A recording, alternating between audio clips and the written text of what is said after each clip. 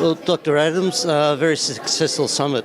Yeah, thank you very much. It's been such a pleasure. Sometimes I think I have the best job in the world because I get paid to meet people who are passionate, intelligent, articulate, driven.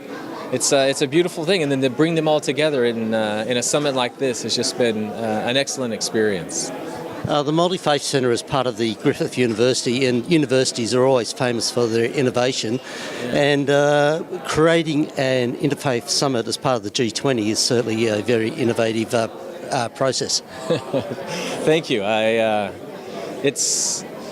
For me, innovation comes out of need, and that can apply to engineering or technology or social issues. So we have to be able to recognize what the need is and then respond to that. And so that's what we're trying to do with this.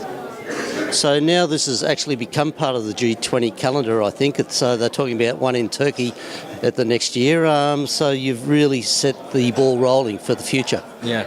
Well, we can't claim that it's officially part of the G20 calendar because each country has its own plan for the G20 each year. So we've been able to have a great presence in Australia this year, and Turkey is very, very interested in us holding this next year.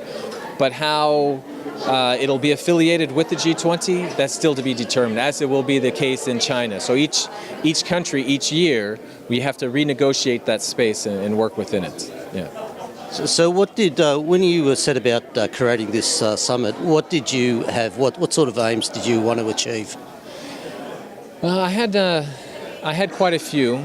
One was I wanted to raise the level of legitimacy of faith perspectives in the world, in the media, in decision-making processes like at the G20 level. A vast majority of people in the world, the overwhelming majority, have a faith or a spiritual tradition that they adhere to and they claim. And this has an impact on their decision-making, be it economic, be it social, be it familial, and even personal. And if you try to introduce policy or create policy that doesn't reflect that or doesn't engage with that, doesn't accept or even think about that, then the sustainability of those policies or those decisions is going to be severely dampened or weakened or undermined even. And so that's a big part of it. I want the perspectives that so many of these wonderful thinkers and practitioners can bring to be raised and discussed and accepted as an important contribution. Also, I wanted to do what I call dialogue in practice or diapraxis, which is it's good for us to come together and talk to each other and even sometimes talk about our differences or our similarities. But what's most powerful, if we are interested in really learning about one another and working together and developing the relationships that will make a strong society, it's best to work together. So it's to take an issue that we find of equal importance and work together on how we can address that. And then what happens is I can draw from you the insights, the wisdoms, the traditions, the experience that you have that I don't have because I'm from a different country, a different culture, a different faith tradition, whatever it is. And when we do that, we can actually develop something that wouldn't have been able to have come about if we hadn't come together and worked on it together. So that's one of the other big objectives that I have with this summit. You had some people from the ABC here, and I know you've been monitoring the social websites.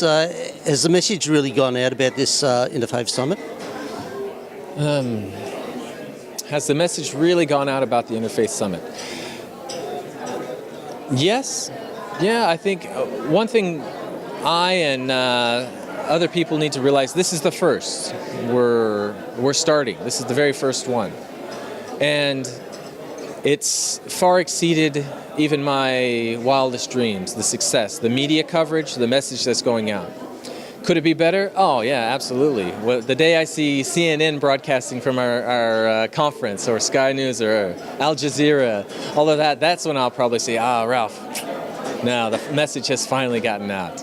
But it's done really well, and it's going to continue to grow. So I believe you also thinking about, well, you were thinking about having or leaving a message to all the leaders. Did you formulate a message for them?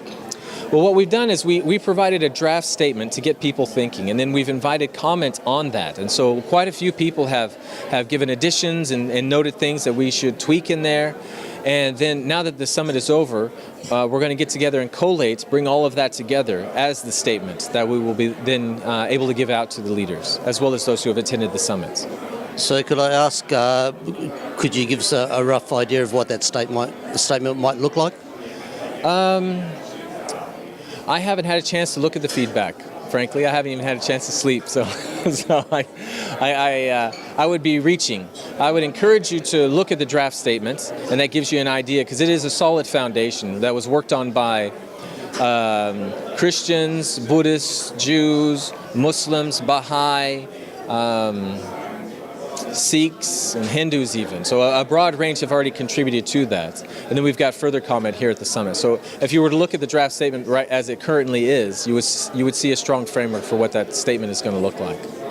I guess one of the things that many of the speakers expressed was that even though the G20 was about politics, about finance and economy, without the foundation of a strong cultural and interfaith background, all these things aren't achievable. Yeah.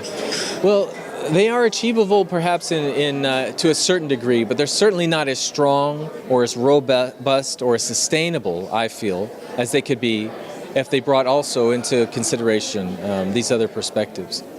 What I feel is if we want a society in which people of all faith and spiritual traditions feel safe to practice, both publicly and privately, these beliefs, you need three components that work somewhat roughly in concert. One is you want a policy framework, the laws that are in place that support that. But laws aren't enough. You got to have more than that. So you need a judiciary that's willing to back that, to put the force behind those laws, to make sure that, okay, those laws mean something. But even that, the laws and a judiciary aren't enough if the civil society, if the people who actually practice those norms, those beliefs, don't buy into it. So you want civil society to be involved as well. That's where it evolves and the debates take place, and that's where it's tested and tried and reworked, and it becomes something that's real and living and dynamic. So that's what we tried to do with this conference, was bring together policymakers, legal scholars and judicial officials, as well as civil society, so that they could work on these things somewhat in concert. Many years planning this summit. What's next for the Interfaith Centre? A holiday on the beach.